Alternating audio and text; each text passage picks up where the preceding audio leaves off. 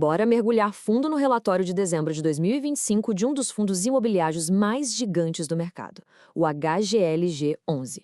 A gente vai desvendar os movimentos que fizeram de 2025 um verdadeiro divisor de águas para o fundo e, por que não, para todo o setor. Olha, 2025 foi um ponto de virada total.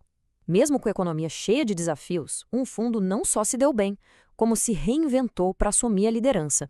Essa é a história de como o HGLG11 chegou lá no topo. Ok, para a gente entender bem essa história, primeiro a gente precisa dar um passo para trás e olhar o cenário completo. Existe um paradoxo muito curioso no mercado de fundos imobiliários em 2025, e é por aí que a gente começa. E aqui está a grande contradição do ano. Pensa comigo. A lógica do mercado diz que juro alto é péssimo para o setor imobiliário, certo? Mas em 2025, o que a gente viu foi o contrário. Como assim?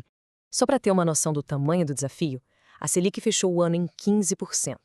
Esse foi o nível mais alto desde 2006. Num cenário desses, o normal seria todo mundo correr para a segurança da renda fixa e esquecer os FIIs. Mas se liga nesse número. O IFIX, que é o termômetro dos fundos imobiliários, subiu mais de 21% no ano. Um desempenho espetacular, muito acima do CDI. Claramente, o mercado estava enxergando alguma coisa que os juros altos não contavam. E a resposta para esse mistério está aqui. O pessoal sacou que aquele ciclo de aumento de juros estava com os dias contados, então os investidores mais espertos se anteciparam, começaram a comprar cotas enquanto elas ainda pareciam baratas, apostando na futura queda dos juros. E o mais impressionante é que, mesmo depois dessa baita valorização, os fundos de tijolo ainda terminaram o ano com desconto. Esse número, 0,88, significa na prática que era como comprar R$ 1 de patrimônio pagando só 88 centavos. Era uma janela de oportunidade bem clara.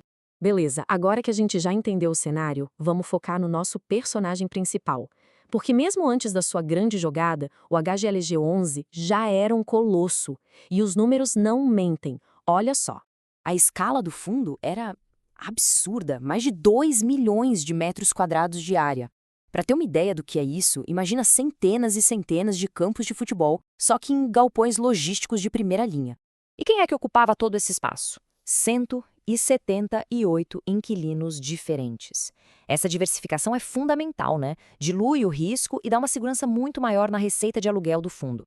Agora, se liga nesse indicador aqui que é impressionante, uma vacância de só 2,2%.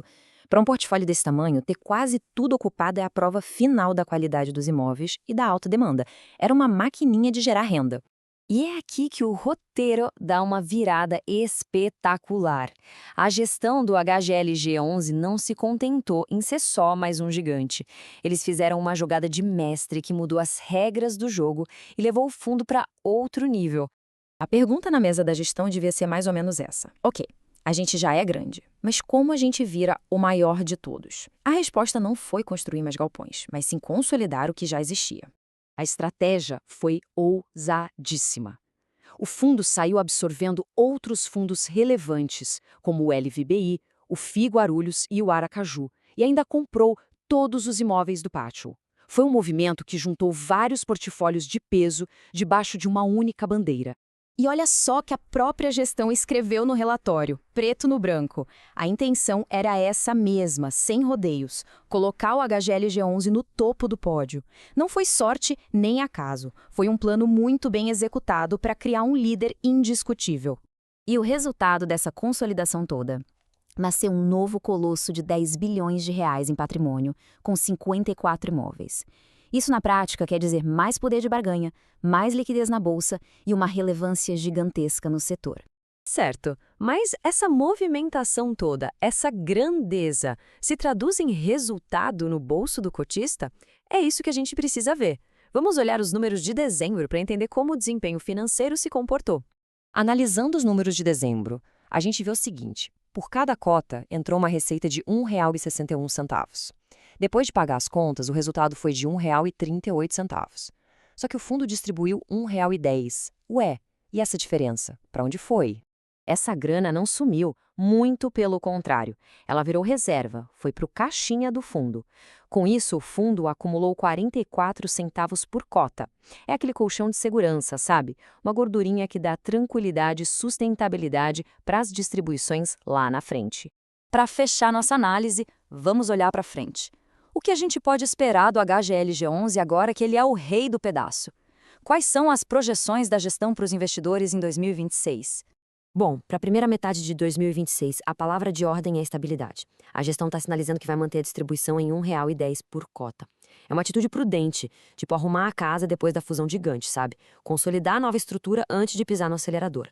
Mas o pulo do gato vem depois. A meta, o grande objetivo, é ambicioso: elevar a distribuição para R$ 1,17 por cota a partir do segundo semestre. É aí que a gente pode começar a ver o real potencial de valor que essa nova escala toda pode gerar. Aí fica a pergunta, né? Por que não aumentar logo? E o relatório explica com transparência. Alguns ajustes de calendário em negociações e obras, como uma lá em Simões Filho, acabaram jogando parte da receita esperada um pouco mais para frente. O dinheiro não sumiu, só o timing de entrada que mudou. E é assim que a gente fecha. Num ano cheio de contradições, o HGLG11 não só se virou bem, como fez uma jogada que o transformou no maior do Brasil. A grande pergunta que fica no ar é: com essa nova escala e um cenário econômico que parece mais favorável, será que o fundo está pronto para começar um novo capítulo de liderança e entrega de valor? Os próximos meses vão nos dizer.